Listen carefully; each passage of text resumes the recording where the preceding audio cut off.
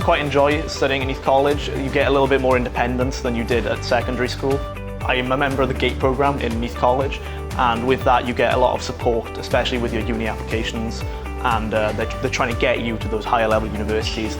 I quite liked the culture of the college when I visited on open days and taster sessions for different subjects, and I don't believe I would have got as far as I have without the support of my tutors and teachers and lecturers.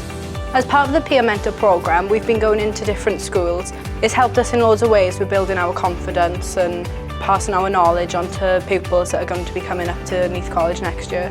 With the A-levels, I'm learning so many different skills, particularly like improving my confidence in drama. I'm able to speak to people, definitely like my punctuality, my discipline to make sure that I'm on time and that I meet all my deadlines. And I think that's transferable between all three of my A-levels.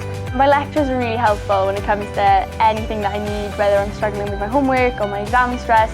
I mean, the facilities here are amazing. There's just so many different things you can use, and there's so many facilities over every campus as well.